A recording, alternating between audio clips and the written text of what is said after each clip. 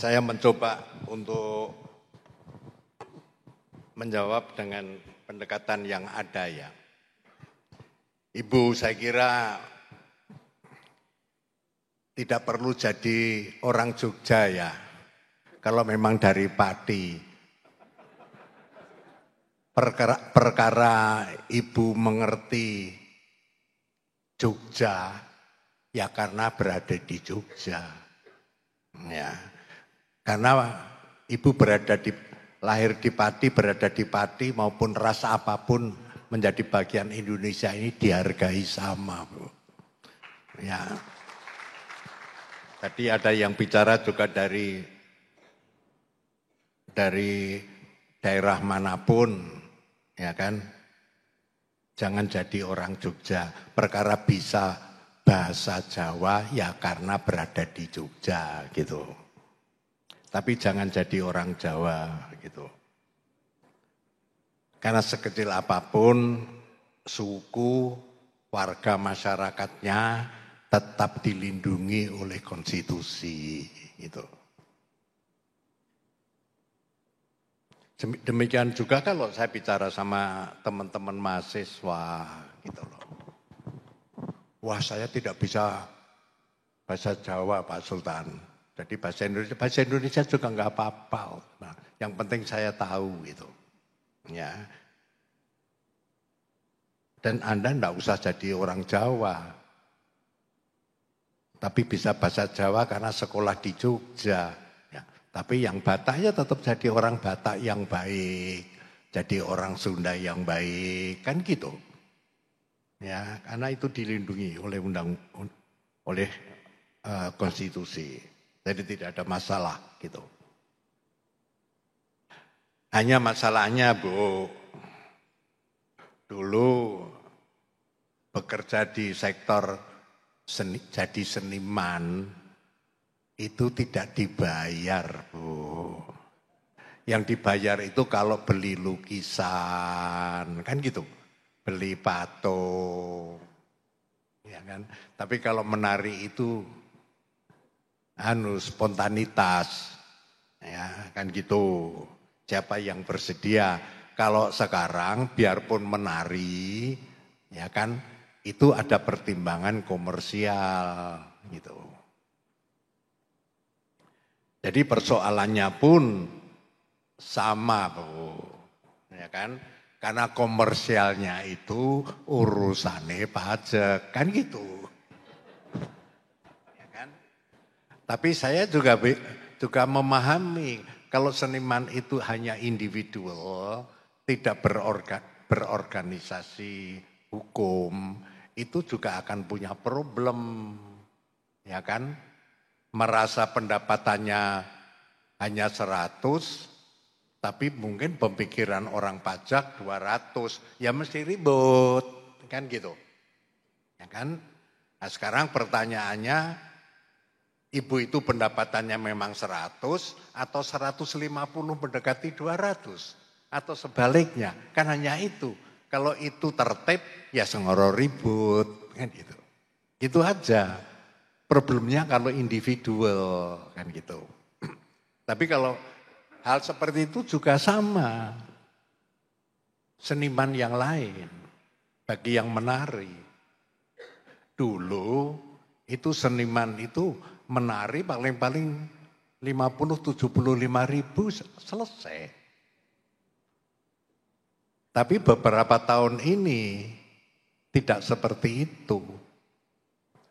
Saya tentukan antara 500 sampai 750.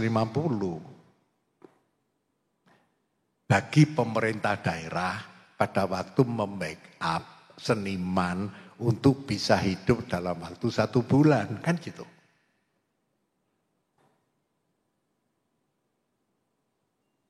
Dulu juga membedakan antara senior sama junior. Ya. Sehingga sekarang Niaga itu kebijakan yang diambil oleh Pemda harus kita bayar 500.000. Dengan harapan dia bisa jadi seniman itu bisa menjadi profesi untuk bisa hidup membiayai 1 bulan, kan gitu. Makanya ya untuk Pemda itu konsisten menangani itu bagi kami yang mendapatkan bantuan entah dari Pemda atau dari dana keistimewaan tidak sekedar hanya pentas. Saya minta persyaratan untuk report ditonton orang berapa, kalau di situ ada PKL atau UMKM yang jualan, laku tidak. Kalau laku jumlahnya berapa, itu bisa jadi dasar saya. Ya, yang selama ini saya anggap 500 atau 750 itu cukup, belum tentu juga cukup. Makanya karena ada inflasi, makanya saya minta organisasi itu kalau pentas yang nonton orang berapa, kalau ada yang beli karena ada UMKM, perlu yang jajan di situ beli barangnya itu nilainya berapa. Dengan harapan bagi saya untuk studi biarpun relatif hanya persoalan itu, kan gitu.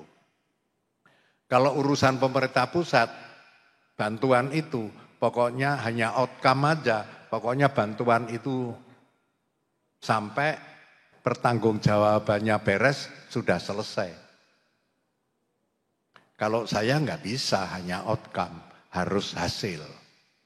Dalam arti siapa yang menikmati, kan gitu. Jadi harus detail, kan gitu. Sehingga wajar saja gitu. Tapi kalau saya ya komunikasi yang baik saja sama pajak gitu. Saya pun juga pernah ada persoalan seperti itu, kan gitu. Makanya saya sekarang saya menggunakan satu bank aja supaya ngontrolnya juga lebih mudah, pajaknya juga lebih mudah ngontrol, gitu. Sehingga saya tidak kesulitan ditanya macam-macam, kan gitu. Ya kan?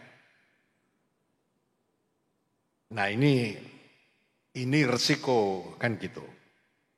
Sehingga pada waktu COVID, Bu, ya, karena penghasilan pentas sekali itu minimal 500.000. Ya, pada waktu COVID, seniman ini kan tidak bisa pentas karena nggak boleh ditonton orang. Nah, maunya saya bantu ya dengan satu paket beras, minyak, kan gitu. Apa namanya? Sembako. Tidak mau terima. Boten, loh, orang bisa nggak pentas kok nggak mau terima, saya bilang gitu. Karena dia tahu kalau kami bayar itu minimal 500, kalau hanya mendapatkan sembako nilainya hanya 250. Kan gitu. Makanya tidak mau terima. Ya udah, kalau enggak terima, ya sudah pentas. Oh, tapi kan tidak ditonton. Ya Mbak, enggak boleh kalau ditonton. Tapi saya punya studio untuk bisa bisa kita rekam, entah itu rekaman tunda atau live di situ, punya streaming, kan malah ditonton wong tak sak donya, saya bilang gitu. Jadi pentas saja biarpun tidak ditonton, tapi lewat streaming kan bisa. Dan saya bisa bayar daripada tidak dapat bantuan. Akhirnya itu terjadi, ya sudah. Dan itu mau akhirnya bisa pentas. Ya sudah, kami kan membayar, kan gitu. Karena kalau tidak begitu kan kami juga tidak bisa mempertanggungjawabkan APBD-nya maupun APBN, kan gitu. Akhirnya ya streaming pun mau, kan gitu. Lah begini-begini ini kan kami itu hanya ngikuti aja gitu. Punya perhatian gitu loh. Gitu aja gitu. Tapi dengan pembayaran seperti itu nyatanya sekarang sanggar-sanggar hidup. Dulu orang-orang tua, sekarang anak-anak kecil. Kalau di keraton hari Minggu itu juga banyak yang berlatih gitu. Hanya bedanya kalau yang di keraton itu harus sudah bisa menari, bukan baru belajar menari. Biar kalau belajar menari biar disanggar-sanggar gitu. Ya nanti kalau semuanya saya rengkuh di keraton, mati engko sanggare kan gitu. Kira-kira kondisi seperti itu, ya kan? Kalau menyangkut buku Bapak, yang paling tahu itu mana yang prioritas ya Bapak sendiri, bukan aku. Gitu. Tapi kalau perkara Bapak mau ketemu saya, boleh, nggak ada masalah. Siapa tahu nanti dalam dialog itu malah justru Bapak bisa menentukan mana yang prioritas gitu. Tapi ya terserah pertanyaan Bapak gitu. Saya kan nggak tahu apa yang mau ditanyakan, kan gitu. Karena pengalaman saya bikin nulis untuk jadi tarian yang dasarnya itu, Bapak Ibu kan sering mungkin tidak memahami ya, kami menulis filosofi Jawa. Itu untuk ditarikan jadi bedoyo, Bapak. Saya rahasiakan di sana. Ya kan, bukan apa yang saya sampaikan secara lisan maupun tertulis pada publik. Ya kan? Tapi urusan filosofinya itu saya delikkan di tulisan untuk jadi bedoyo gitu. Makanya yang di bedoyo itu, tarian bedoyo itu kita bikin buku, tulisannya tulisan tangan saya gitu. Dengan harapan untuk dimengerti bagi mereka yang hadir. Ya, jadi pengalaman saya, kami menciptakan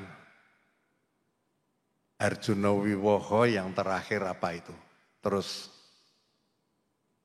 Aji Soko sama Amurwa Bumi. Nah itu murid di UNY itu mungkin sudah 4-5 orang jadi dokter semua. Untuk ngaji mendalami dari tulisan-tulisan saya itu. Ya bagi saya ya alhamdulillah gitu. Akhirnya dokter semua gitu. Ya biarpun akhirnya juga ya lo sama saya, tapi bagi saya harapan saya tulisan-tulisan itu bisa membawa manfaat pada publik kan gitu. Karena saya tidak mau ngajari publik, nanti dikira saya keminter gitu. Ya kan?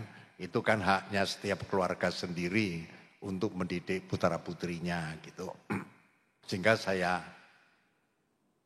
sembunyikan di dalam tarian-tarian yang saya tulis gitu. Untuk masyarakatnya terbuka ya, jadi begini Bapak, ya karena bunyi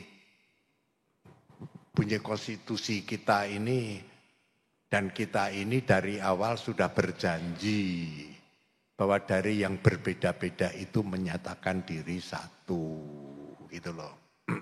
Jadi di sisi agama, di sisi perbedaan karakter budayanya dan sebagainya itu, harapan saya ya masyarakat Jogja yang kenal dari suku lain itu tidak hanya kebetulan dia temannya satu kampus atau satu kampung atau satu tujuan gitu loh. Tapi juga mestinya menghargai budaya mereka kan gitu. Tidak hanya karena kenal orangnya, kebetulan orang Batak, orang ini kan. Jadi saya pun bisa bertanya, ya kan, masyarakat juga diperlukan. Sehingga dulu itu kami nyelenggaran Selendang Sutera itu setiap 3 bulan, 4 bulan sekali, pasti kampus-kampus itu nyelenggarakan tarian, kan gitu. Kita backup dengan harapan kita tidak hanya menghargai orang itu yang berasal dari luar Jogja karena hanya teman, tapi juga menghargai budaya dan kehidupannya gitu. Jadi utuh gitu loh, jangan harap kenal gitu. Jadi itu yang saya jaga, sehingga apa? Ya saya harus netral, bisa bicara dimanapun gitu. Sehingga bagi saya, ya kan, nyelenggarakan dialog antara agama atau di kampus untuk bagi saya, ya itu memang harus saya lakukan dengan harapan untuk tidak ada perbedaan-perbedaan yang memang hanya akan punya konsekuensi menjauhkan kita dalam berbangsa dan bernegara gitu. Ya, jadi dialog, ya kan, bagaimana toleransi itu juga harus bisa kita lakukan dan sebagainya gitu. Ya memang harus terbuka, soalnya kalau tidak terbuka itu akan menimbulkan kecurigaan yang tidak baik bagi kebersamaan itu sendiri gitu. Jadi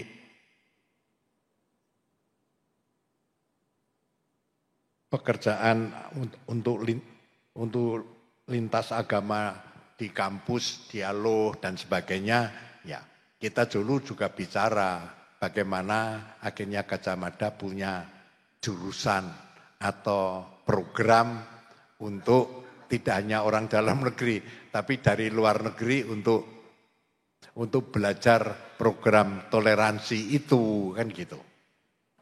Kita pun juga pernah mendialogkan itu, syukur kalau itu tetap berjalan dengan baik, kan gitu. Karena harapan kami kita bisa memberikan contoh, tapi kan kita tidak bisa memperingatkan yang lain kalau itu tidak berjalan, kan gitu masalahnya. Ya kan?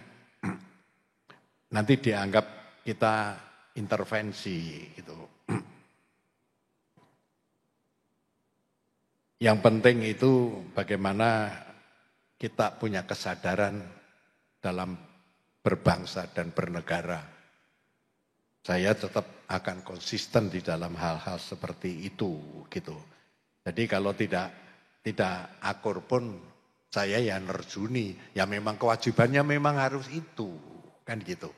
Sehingga mencoba mencari alternatif pilihan-pilihan lain yang bisa menimbulkan rasa guyup dan difahami bersama antar umat beragama.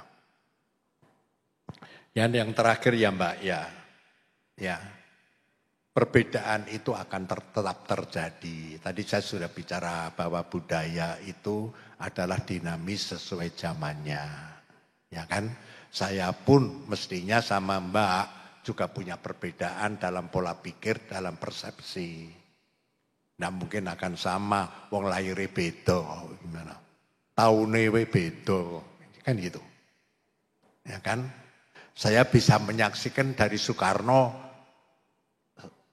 sampai sekarang. Mbak kan kurang ngerti Soekarno, mungkin urung ngerti Soeharto, kan gitu.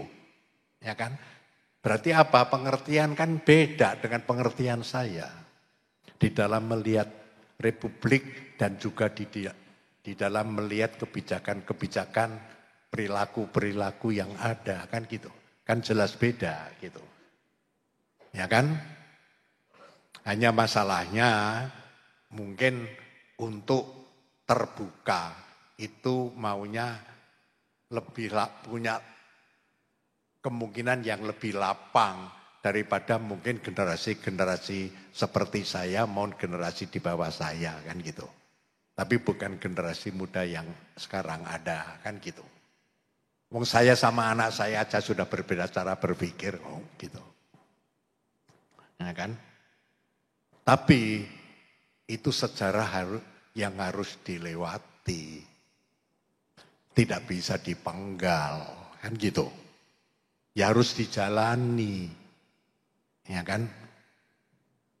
Sekolah aja enggak bisa. Saya sudah merasa besar jadi terus masuk kelas 5 SD, ya enggak bisa. Ya harus dari kelas 0, kelas 1 dulu, kelas 2, kelas 3, kan gitu. Untuk cari dokter aja enggak bisa, ya kan. Karena itu S3, kecuali honoris causa. Tapi ngaku dokter tanpa honoris causa ya nggak bisa. Harus dilalui, mesti lulusan S1. Baru S2, baru S3. Kan juga urutannya begitu. Generasi juga begitu. Perubahan-perubahan itu pasti akan terjadi. Tapi itu harus dijalani dengan segala persoalan yang ada. Selama kita belum bisa menentukan kesepakatan budaya apa yang kita anggap itu punya relevansi dengan zaman. Sekarang pertanyaan saya, ya maunya kebudayanya itu satu Indonesia atau tetap menjaga yang berbeda-beda itu satu? Kan itu persoalan sendiri. Ya, sekarang kalau yang berbeda-beda itu tetap mewarnai Indonesia, dibuka ruang bagaimana transformasi budaya yang di masing-masing provinsi itu bisa berjalan. Tapi kalau maunya budaya utuh, negara kesatuan harus satu, opo iso. Masalahnya kan di situ. Ya, nah itu berarti bertransformasi kan semua, kan gitu. Pilihan-pilihan itu harus ditentukan. Ya kan? Misalnya, ya kan, saya juga pernah menyampaikan, ya kan, saya ini juga belum pernah di Lemhanas, tapi sudah di sana 5 kali, kira-kira gitu. Ya kan? Pertanyaan saya hanya satu. Sedangkan yang di Lemhanas itu kan pejabat semua. Begitu tanya kebangsaan, saya bicara betul. Yang berbeda-beda itu menyatakan diri satu. Tapi tidak pernah ada pemimpin yang mengatakan yang satu pun harus mengakui perbedaan-perbedaan itu. Berarti di situ ada dominasi. Tidak boleh dalam konstitusi. Semua dihargai sama. Gitu. Ya kan?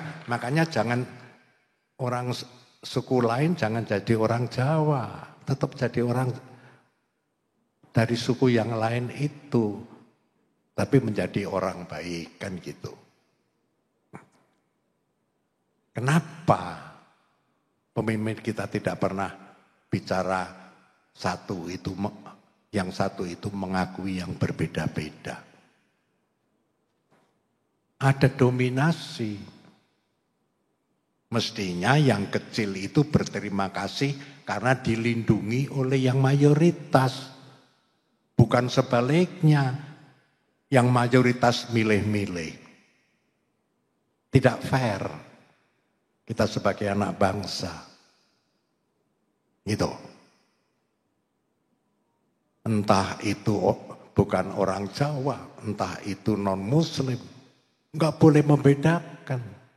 Tapi yang digunakan ininya. Gitu. Ya, harapan saya sebetulnya hanya itu aja. Kenapa? Yang berbeda-beda sudah selesai menyatakan diri satu. Tapi kok tidak dikatakan? Yang satu pun harus mengakui perbedaan itu. Karena dalam konstitusi, pasalnya saya lupa, hanya dikatakan Bhinneka Tunggal Ika itu simbol negara.